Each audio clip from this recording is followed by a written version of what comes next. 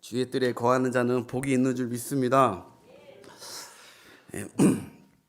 우리는 계속해서 지금 신년을 맞아서 예수님께서 산상수훈 시작하자마자 처음 선포하시고 선언하신 팔복에 대해서 지금 매주 한 주 한 주 이렇게 주님의 말씀을 받고 있습니다. 혹시나 우리 가운데 좀 큰 은혜를 못 받고 계시는 분이 계시다면 그래서 이 팔복 이거 언제 다 8가지로 언제 다 끝나나 혹시 그런 분 계시다면 너무 염려하지 마십시오. 네. 염려하지 마시고 제가 다음 주까지 4가지 복을 하고 그리고 이제 다른 본문으로 이제 설교를 쭉 가다가 후반기 이제 또 5번째 복부터 4가지 복을 마저 하려고 그렇게 마음 먹고 있습니다. 그러니까 너무 염려 마시고, 물론 은혜가 됩니까? 예, 저는 준비하면서 너무 은혜가 되고 너무 깨어지고 있습니다. 깨지고 저한테는 은혜가 됩니다. 근데 이 사실 이 팔복 준비, 이 팔복 말씀은요, 준비하고 전하는 저에게도요 무척 부담이 되고 버겁습니다. 이 내용이 정말 심오 있고 그렇기 때문에 아직 영적으로 충만하지 못해서 그런지 몰라도 매일 싸우고 있습니다. 특별히 오늘 말씀도 결코 쉽지 않을 것입니다. 온유한 자가 복이 있다, 이 말씀. 저는 진짜 말씀 앞에서 벌거벗은 상태로 진짜 말씀을 받은 것 같은 그런 부딪힘도 있었고 그랬는데, 과연 그래도 그렇지만 성령님께서 각자 모두에게 그래도 한두 가지는 하나님께서 깨닫게 가시고 깨달아서 삶에 접목할 수 있도록 우리 성령님께서 은혜 베푸시고 도와주실 줄 믿습니다. 예. 팔복 3번째인데요. 먼저 우리가 한번 제가 첫 주부터 계속 말씀드리고 싶었던 부분은, 먼저 우리가 예수님이 말씀해 주신 8가지 복에 대해서 자칫 오해하면서 받을 수도 있어요. 무슨 말이냐 하면은 8가지 복이 딱 있으니까 어떤 성도들은 이것을 이 8가지 중에서 내가 해볼 수 있는 거, 할 만한 것을 몇 가지를 취향 선택하듯이 이렇게 뽑아가지고 이렇게 하려는 그런 마음가짐을 혹시 기도하고 있거나 그런 분이 있다면 그건 아닙니다. 팔복은 그렇게 하나하나씩 할 수 있는 부분이 아니에요. 마치 이제 구약의 이방 사람들이 이방신을 섬길 때 나한테 뭐 풍요의 신 어떤 신이 좋을까 선택하듯이, 미신적으로 이게 이방신 선택하듯이 우상 섬기듯이 그렇게 하는 거예요. 그렇게 하라고 예수님께서 이렇게 8가지 복을 말씀하신 게 아니에요. 또 막 신약 시대에는 그리스 신화에 나오는 막 여러 가지 테리우스, 제우스, 내가 원하는 신들이 있잖아요. 다산의 신이든 뭐 바다의 신이든 힘이든 그런 차원이 아니라는 거예요. 성경은 우리가 복이 우리 쪽에서 받고 싶은 걸 선택하고 하는 것이 아닙니다. 기독교는 복이, 한번 따라합시다. 기독교는 복이 위로부터 내려온다. 예, 믿습니까? 예. 하나님께서 우리에게 가장 적절한 것을 주시는 것이지, 우리가 뭐 우리 뜻대로 우리 인생을 내가 주장하는 식으로 복을 받아오는 것은 아니라는 것. 예. 그래서 또는 뭐 어떤 분들은 이게 팔복이 계단식으로 그렇게 설교해서도 안 되지만, 자, 첫 번째 복을 이제 열심히 해서 따십시오. 심령이 가난한 자가 되십시오. 그 다음에는 이제 그 다음 코스가 있습니다. 이제 마치 이게 율법적으로 뭔가 자꾸 이제 뭔가 해야 될 것처럼, 그 다음에 애통해야 됩니다. 애통 넘어갔으면 그 다음에 이렇게 단계적으로 또 이해하시는 분들 계십니다. 팔복 설교는 예수님께서 그런 취지로 말씀하신 게 절대 아닙니다. 네. 여러분, 내가 스스로 단 한 가지라도 노력해서 이 8가지 복을 내가 뭔가를 노력해서 얻을 수 있는 복들이 절대 없습니다. 하나도 없습니다. 내 안에 계신 이게 성령님께서, 이게 영적인 복입니다. 영적인 복. 우리는 육적인데 영적인 복을 얻기 때문에 내 안에 계신 성령님께서 나를 예수 그리스도의 장성한 분량으로 성숙해가고, 그리고 성화돼가고, 성장해가고, 티나게 하기 위해서 성령님께서 내 안에서 8가지를 고르게 지금 역사하고 계시는 그런 복이란 말이에요. 어렵습니까? 그냥 이해가 되시죠? 네. 그렇기 때문에 누구는 김 집사는 온유한 사람이야. 근데 아직 저 사람은 참 마음이 청결하지 못해. 이럴 수는 없다는 거예요. 마음이 어느 정도 온유한 상태가 됐으면, 그러니까 성령님께서 점차적으로 사람마다 차이가 있습니다. 근데 예수 그리스도를 구주로 영접하고 거듭난 생명은 이제 생명이 들어왔잖아요. 지난주에 담임 목사님 설교처럼 중생하고 생명이 들어왔단 말이에요. 생명은 뭐예요? 성장하고 자라가는 힘이 있어요. 죽어 있는 게 아니에요. 자라가기 때문에 우리가 눈에 보이지 않지만 성령님께서 지금 우리 안에서 이 8가지 복을 완전 동시다발적으로입니다. 고르게 각자의, 이게 에베소서 4장에 나와요. 성령이요. 고루고루 성령의 열매 나오면서 고루고루 나와요. 한 성령 안에서. 그렇기 때문에 이 팔복이 오늘은 말씀 잘 듣고 지난번에는 말씀이 나한테 안 맞고, 이게 아니라 매일매일 그 말씀이 내가 막 먹을 수 있도록, 그래서 고루고루게 잘 성령의 역사로 성장해 가시는 여러분 되시길 바랍니다. 분리된 복이 아니라는 걸 명심하시고 점점 구체적으로, 이제 세월이 지나면 점점 구체적으로 성령께서 우리를 성화해 가십니다. 간절히 사모할수록 더 성화가 빠르죠. 영적인 세계를 좀 아셔야 돼. 자, 그렇다면은 중생한 성도들이 이미 우리 안에서 시작되고 있는 그런 이런 성화의 복, 오늘 이거 3번째입니다. 우리 안에서 이미 있는 거예요.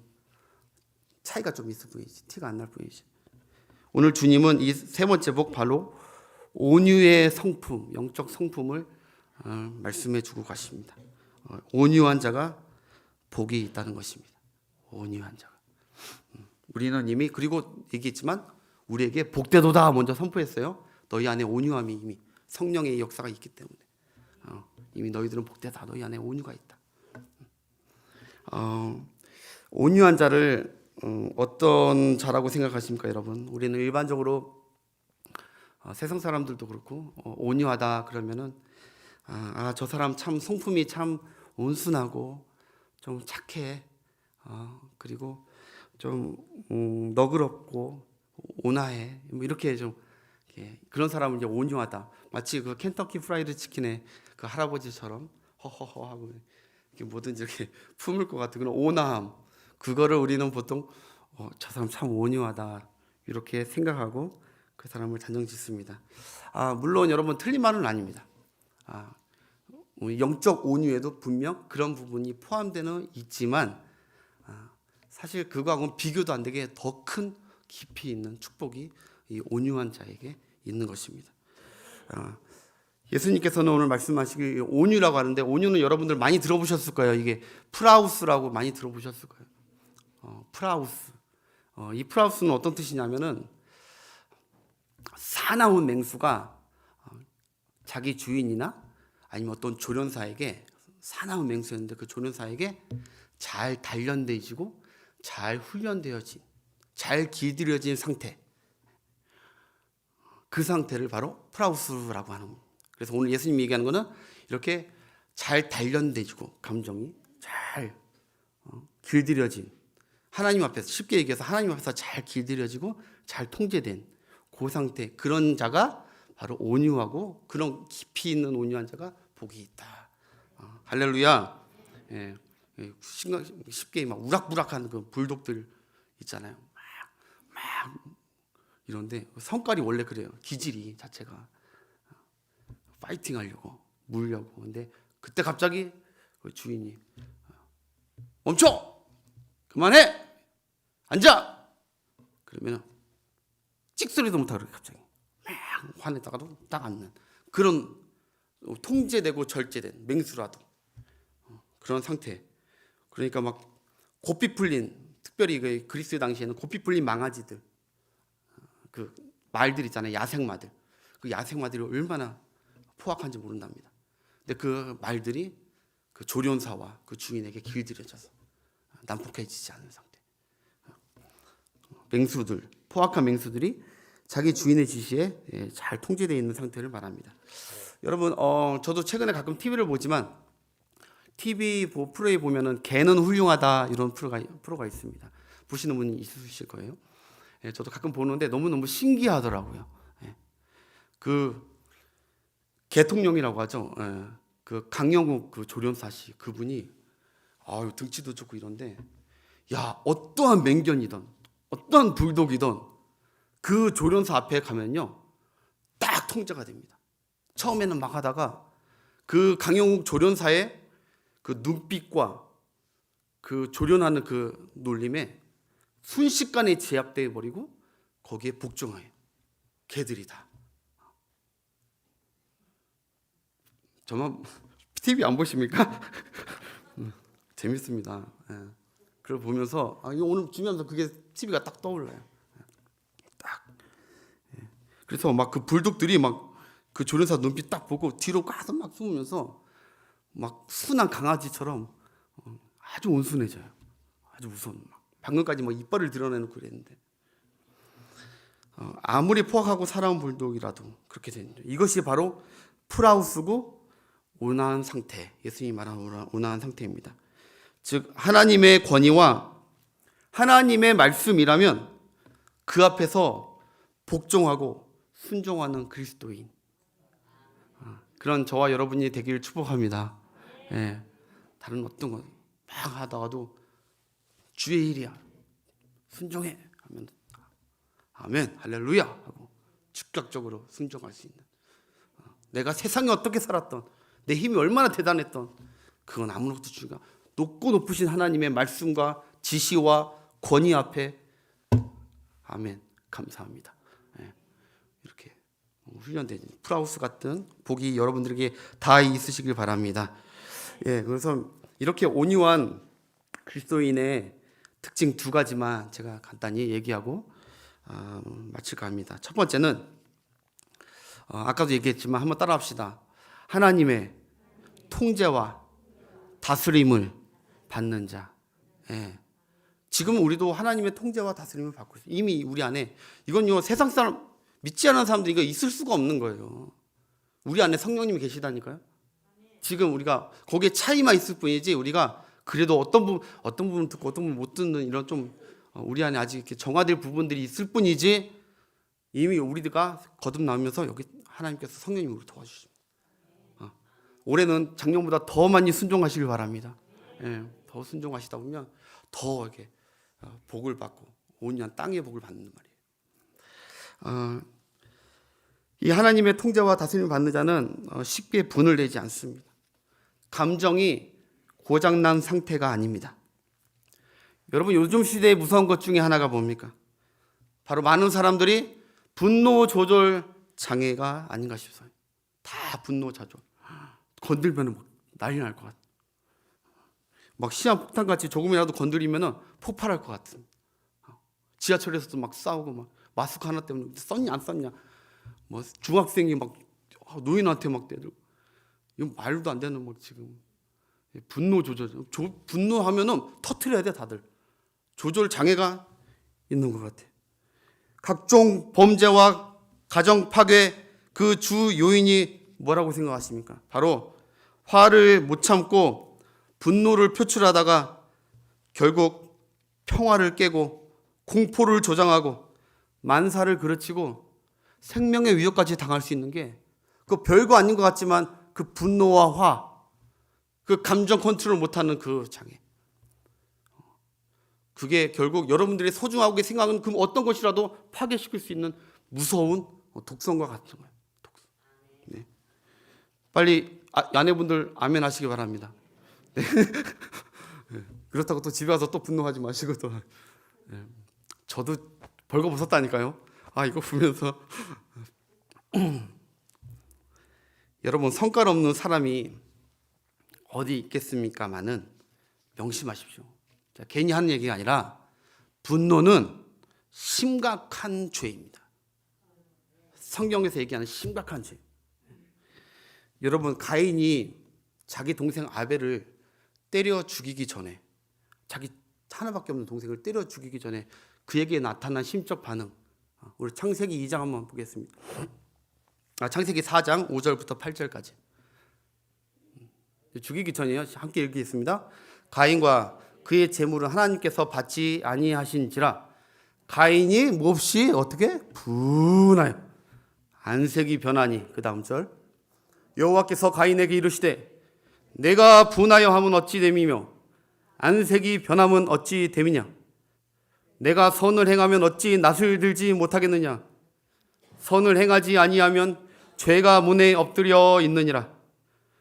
죄가 너를 원하나 너는 죄를 다스릴지니라. 그 다음 절 가인이 그의 아우 결국은 그리고 하나님께서 그렇게 했는데도 아벨에게 말하고 그들이 들에 있을 때 가인이 그의 아우 아벨을 쳐 죽이니라.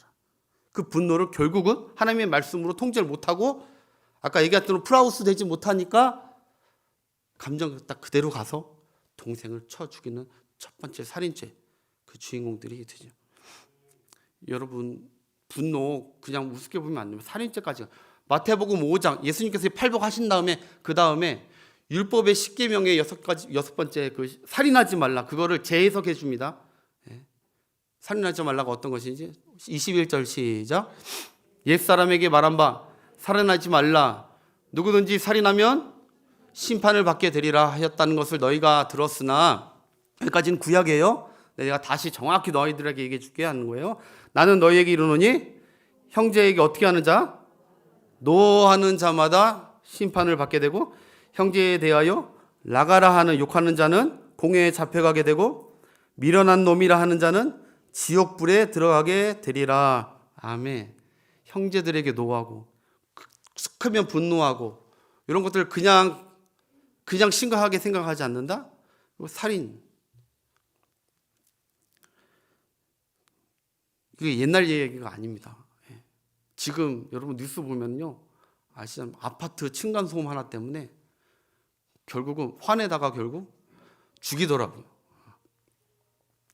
여러분 차 끌고 가끔 도로 나갈 때 무서울 때 있지 않습니까? 보복 운전 때문에. 나 아무것도 잘못한 거 없는데 괜히 제 앞에 막 맞고 막 크락션 뒤에서 울리고 하는데 저도 사람이라 화는 나더라고요. 그러니까 분노가 사람들이 뭐 툭하면 뭘 그렇게 잘못했다고 막 죽일 듯이 막 달려듭니다. 살인이나 중범죄가 뭐 대단한 동기에서 비롯된 것이 아닙니다. 별것 아니라 대수롭지 않게 여기는 그 조그마한 그 화, 그게 그 성냄이 그것이 나중에 살인과 중범죄로 갈 수 있는 작은 불씨가 큰 불을 온 집안을 태울 수 있는 아주 강력한 죄악이라는 거예요. 죄악. 그래서 잠언 우리 29장 22절 보겠습니다. 시작. 노하는 자는 다툼을 일으키고 성내는 자는 범죄함이 많은. 노하거나 선지하면 결국 계속 범죄함이 많아져. 여러분 그 말 중에 말 중에 진짜 비싼 말들은요 몇십만 원에서 몇백만 원 합니다. 그거보다 더한 말도 있지만 말. 근데 말 중에 명품 말들이 주로 어디에 나오냐면은 아라비안 반도에서 나와요. 그 아랍 지역 있잖아요. 중동 지역 아라비안 반도. 거기에 있는 말들이 그렇게 튼실하고 아주 영특합니다. 근데 하나의 단점이 거기에 애들도 좀 포악해요. 말들이. 그런데 그 말들을 잘 훈련시켜서 비싸게 경마장이나 아니면 이렇게 파는 그리고 훈련하는 조련사들이 있어요. 어떻게 훈련하냐면은 말들을 한 50마리 정도 쫙 이렇게 초목에 갖고 이렇게 계속 벌목해요. 길러요. 그러다가 어느 날은 한 일주일 동안 그 말들을 다 물을 안 먹입니다. 일주일 동안. 그럼 말들이 여러분 얼마나 갈증이 나겠어요. 그런데 그 말들을 그 테스트하는 날, 정말 좋은 말인지 아닌 말인지 테스트하는 날, 그 언덕배기 밑에는 잔잔한 시냇가, 깨끗한 물이 있는 그 시냇가 위에 그 언덕 위에 말들을 50마리 쫙 세워놓습니다. 그 다음에 그동안 훈련했던 것을 합니다.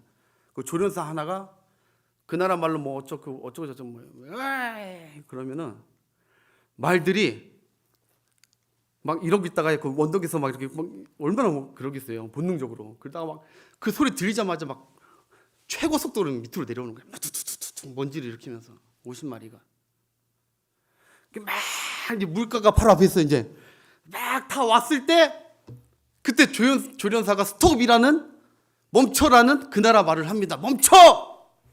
그럴 때 막 왔을 때 거기 앞에 다 가서 물을 먹는데 그 조련사 주인의 말에 멈춰 말을 듣고 가다가 딱 서가지고 그 앞에서 침을 막 질질 흘리는데, 그런데 막 물은 못 먹겠고 조련사가 멈추라고 했으니까 발을 이러고 나머지 말들은 막 먹고, 그런 말들이 두세 마리밖에 안 된대. 자기 본능을 이겨내가지고 주인에게 복종한. 여러분, 나머지 물 먹는 말들을 어떻게 하신 줄 아십니까? 칼로 단도대로 다 그 목을 그 자리에서 다 아무 필요가 없다는 겁니다. 몇 마리 말을 비싸게 그냥 팔. 말은 순종하고 주인의 말을 잘 들어야 돼요. 좀 너무 삭막한 얘기를 해서 여러분들 표정이 그런데, 제가 왜 이 얘기를 왜 드리냐? 우리 그런 말씀, 주님 말씀하시며 우리 주제 차량 내가 나가리다 주님 뜻이 아니면 내가 멈춰서리다 나의 가고 서는 거 주님 뜻에 있으 나를 조련하신 주님 뜻에 있으 주님 나를 이끄소서. 아멘. 예. 우리가 정말 복된 삶을 살려면 하나님께 요새 여러분 이런 하나님한테 큰 시험, 큰 연단을 한번 받으면요, 이 프라우스에 대한 연단을 한번, 온유한 연단을 한번 딱 받아서 완전 하나님 앞에 굴복하면요, 그 다음부터 하나님께서 시험 안 해요. 연단 안 해요. 여러분 다니엘과 세 친구나 이런 다니엘이는 한두 번 하고 딱 연단 끝내고 내 말에 복종하고 나를 붙드는구나, 내 말씀대로 사는구나. 그 다음에 하나님께서 특별히 연단하셨습니까? 연단이 계속 이어지는 거는 하나님께 우리가 복종하라는 거예요. 복을 줄 테니까. 온유해지라고. 너의 감정, 너의 그 화, 이런 거 내 말에, 물론 어떻게 우리가 하나님 말에 다 복종하겠습니까? 그래서 성령님이 우리 안에서 도와준다고. 이제 할렐루야. 그래서 기도할 때 성령님 8가지 복 나를 성화시키고 성장시켜 주옵소서. 그렇게 안 되면은 하나님께서 좀 귀하게 쓰시는 저와 여러분이 됐으면 좋겠어요. 한번 이 세상 사는 거 여기저기 삐ጭ삐ጭ 도망만 다니고 하나님 말씀 어떻게든 꼬르기만 할까 이러지 마시고, 절대 좀 나의 조련사. 우리 군대 가면 지휘 통제실이 있습니다. 지휘 통제실, 군인들은 그 지휘 통제실, 그 통제실 하나의 말로 다 그냥 하나로 일사천리하게 움직이면서 승리하는 거예요. 온유한 자가 복 있는 자입니다. 할렐루야. 예. 여러분, 온유하다는 것은 다시 말하지만 다시 그냥 성품이 착해 보이고 온순하기 때문에 그런 게 아니라, 프라우스의 온유는 하나님의 통제와 다스림을 받기 때문에 세상 사람들이 봤을 때 유약해 보이고 약해 보이지만 아닙니다. 그가 진짜 강한 자입니다. 전능하신 하나님 책임지시는 사람이라, 그가 진짜 뭔가 굴복하고 뭐가 힘인 어떤 자에 복종해야 되는지 아는 자, 그가 바로 프라우스 온유를 가진 자입니다. 여러분, 성령 충만한 성도는요, 하나님의 통제 속에 하나님을 두려워하고 경외하는 길들임 속에 다스림을 받고 있기 때문에 온유한 자는 하나님의 나라에 유용하게 쓰임입니다. 하나님이 여러분들 귀하게 쓰기 위해서 먼저 그거 말들처럼 그렇게 잔인하게 하는 건 아니지만 그렇게 하는 거예요. 사랑하셨어. 여러분 혹시 아직도 끄떡하면 분노하고 화를 참지 못하십니까? 아직 여러분은, 그런 분들은 열매가 여물지 않은 거예요. 아까 제가 성령은 어떤 거냐면은 하나래요. 진주 목걸이에 진주가 다 하나로 돼 있죠. 줄 하나에. 그런 거예요. 여러분, 포도송이에 포도가 다 그 송이 하나에 다 붙어 있잖아요. 8가지 복이 그런 거예요. 다 성령 안에 하나에 붙어 있는 거예요. 그게 이제 같이 이렇게 자라는데, 쉽게 설명하는 거예요. 영적으로 지금 우리 자라가는데 아직도 속내고 분내고 그러면 아직 그 열매가 쓰고 아직 덜 익은 거예요. 여물지 않은 거예요. 떫고 쓴 신앙인이에요. 어린아이 신앙입니다. 하나님께 쓰임받지 못할, 복을 누리지 못할 정말 안타까운 성도예요. 초신자는 괜찮죠. 근데 오래됐는데 아직도 퍽툭하면 화를 내고 모르겠어요. 또 제가 이 얘기한다고 지금 또 분노하고 계실지도 모르겠지만 네, 그런 분들은 안 계실 거예요. 근데 교회에서 막 삐졌다고 막 이러고. 근데 우리 교회는 안 그래요. 다른 교회가 많아. 제가 다녀보니까 말 조그만 걸로 우리 애 다녔는데 막 이렇게 서운해하시고 그러시더라고요. 여러분, 야고보서 하나님의 의를 위해서 그래요. 야고보서 1장 12절, 20절 한번 보십시다. 시작. 사람이 성내는 것이 성내면 하나님의 의를 이루지 못합니다.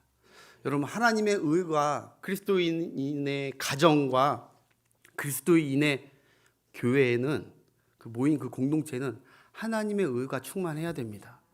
여러분들의 가정과 여러분들의 우리가 섬기는 이 교회 안에는 하나님의 의가 충만해야 되는데 사람이 성내면 우리가 성내면 하나님의 의가 가려져. 우리가 늘 하나님의 영광을 위해 살고 싶지만 정반대로 사는 거예요. 성내지 마십시오. 성내지 마십시오. 하나님께 교회는 그런 것입니다. 제가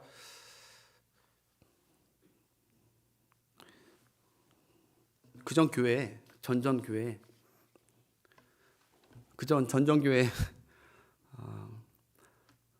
꽤 좀 큰 교회였습니다. 근데 부목사가 3명이었고 그 사무실 안에 교육자 사무실 안에 저기 사무집사 남자 사무집사 이렇게 가지고 4명이서 이렇게 있는데 그 중에 한 선임 부목사예요. 저보다 1살 많고. 근데 툭하면은 화를 내면서 심지어 자기보다 4-5살 많은 선배 후임 목사지만 아무리 그래도 후임 목사지만 막 보통이 아닙니다. 불독 저리 가랍니다. 별것도 아닌 것 같고 시기하고 사무실에서 교회 안에 사무실에서 말하기 좀 부끄럽습니다. 근데 그게 사실 목사로서 그냥 다 오픈합니다. 그냥 매일 저에게도 매일 한 번에서 2번씩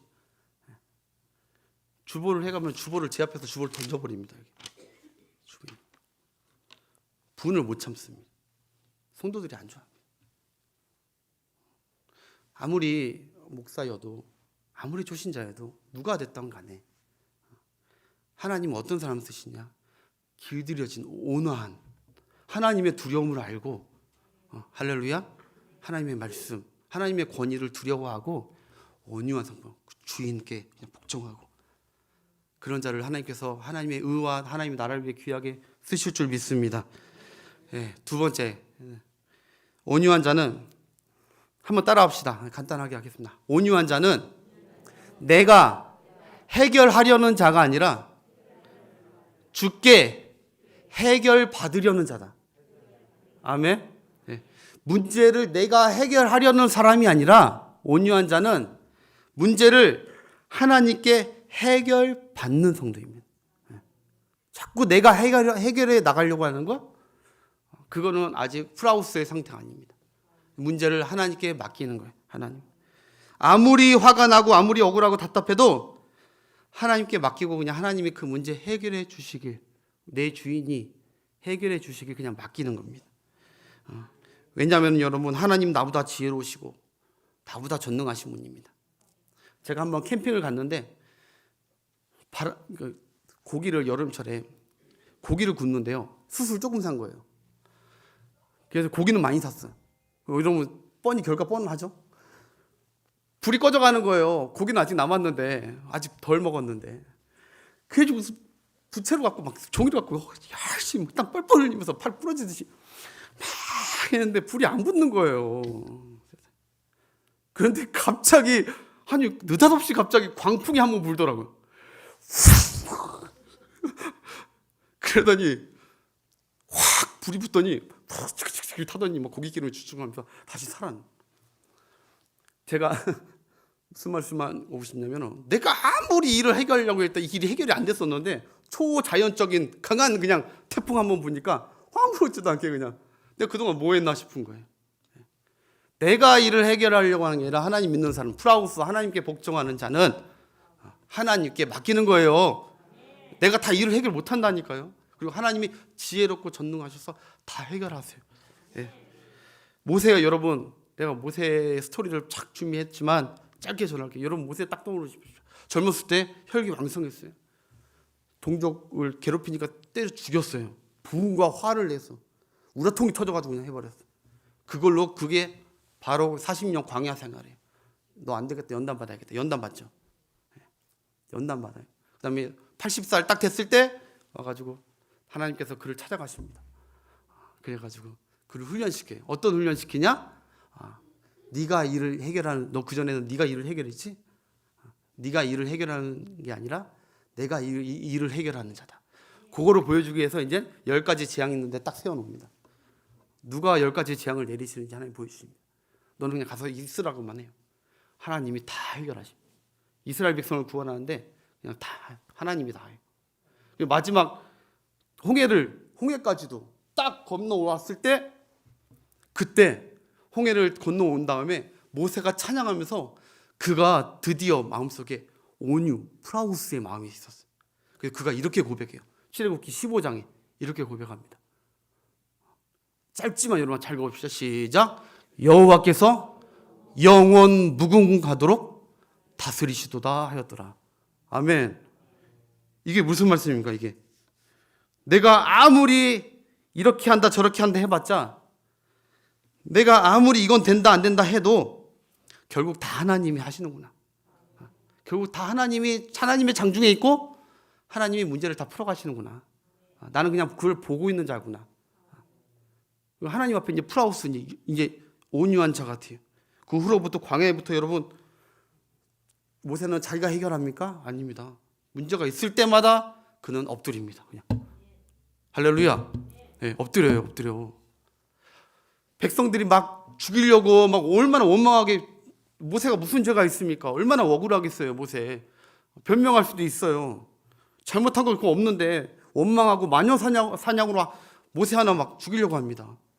모세는 그저 하나님 앞에 엎드리기만 합니다. 자기가 해결하지 않습니다. 그냥 하나님이 해결해 주시길 믿고 기도하면서 기다립니다. 이게 온유. 고라당 250명이 왔을 때도, 그리고 심지어 여러분 가족은 건들면 안 되죠. 미리암 누이와 형 아론이 자기하고 자기 마누라를 비방했잖아요. 나를 뭐 해도 뭐 하지만 제 아내를 막 비방하면 나 화가 나더라. 그런데 그것조차도 모세는 아무렇지 않게 하나님께 그냥 맡깁니다. 하나님이 해결하지 달라고. 그래서 결론은 이겁니다. 구약에서 온유한 자. 우리 민수기 12장 3절 보겠습니다. 민수기 12장 3절 시작. 이 사람 모세는 온유함이 지면의 모든 사람보다 더하더라. 하나님이 평가해 주신 겁니다. 하나님께서 얘 사나운 맹수였는데, 모세가 잘나서 그런 게 아니라 내가 이렇게 사람을 이렇게 변화시키고 조련하는 조련사다. 여러분도 세월이 지날수록 하나님 앞에 프라우스 되시길 바랍니다. 정말 중요한 말씀도 있지만 말씀을 맺겠습니다. 여러분 진짜 온유하신 분이 계셨습니다. 그게 바로 우리 예수님입니다. 우리 예수님은 이렇게 얘기하십니다. 나는 마음이 온유하고 겸손하니 나의 멍에를 메고 내게 배우라. 여러분, 예수님은 전능하신 하나님이십니다. 온유하고 말고 자시고 그런 거 필요 없는 분입니다. 하나님은 스스로 혼자 다 해결할 수 있으신 분입니다. 다 할 수 있고 다 알고 계시는 분입니다. 그렇지만 예수님은 하나님의 아버지 뜻에 복종하십니다. 기도하십니다. 기도 안 하셔도 다 되지만 기도하십니다. 그리고 십자가 상에서 가장 온유의 극치인 십자가 상에서 예수님께서는 그곳에서도 온유하십니다. 12영이나 더 되는 천사로 그냥 나를 모욕하고 얼마나 억울하게, 예수님처럼 억울하신 분이 어디 계십니까? 그렇게 하는데도 예수님은 끝까지 온유하십니다. 이것이 온유가 무엇인지 보여주시면서 거기서 내려오지 않고 화를 내지 않고, 사랑은 성내지 아니하며 성 한 번 내지 아니하시고, 더 예수님이 얼마나 온유가 높으신 분인지 나오느냐면 거기서 자기를 비방하는 자들, 자기를 찌르는 자들 위해서 저들의 죄를 용서해 달라고 용서의 기도를 하고 있는 우리가, 목사님, 우리는 예수님처럼, 예수님은 신이시잖아요. 신적 권위가 있으시잖아요. 우리는 못합니다. 예수님의 영이 우리 안에서 우리가 예수님 같이 될지 안 될지 저도 그것도 모릅니다. 그런데 여러분, 예수님처럼 그렇게 살았던 사람이 있었을까요, 없었을까요? 있습니다. 스데반 집사 보십시오. 스데반 집사 자기를 돌로 때려 죽이려고 했을 때 예수님과 똑같이 온유하게 한, 성령 충만한, 사도행전 7장에 보면 스데반이 말씀과 성령의 충만해, 지혜와 성령의 충만하여 하늘을 우러러보고 하나님 앞에, 그때 예수님께서 일어나셔서 그를 받아주십니다. 그 땅을 다 기업으로 주시기 위해서. 할 수 없다고 하는 사단의 속삭임에 속지 마시고, 어떻게 될지는 우리가 모르겠지만 하나님, 주님의 온유를 담기를 원합니다. 네. 내가 그리스도인으로서 같이 동만 이렇게 성장된다고. 올해는 교회에서 성내는 분 한 분도 없기를 바랍니다. 다음 달에 인죽자 투표가 있죠. 비택 투표가. 자신의 마음을 잘 점검할 수 있는 기회입니다. 자신의 온유 상태가 어느 정도인지 티가 나게 돼 있습니다. 여러분, 기도 많이 하십시오. 그런 분들 많이 하셔서 그 시험에서 이길 수 있도록 기도하겠습니다.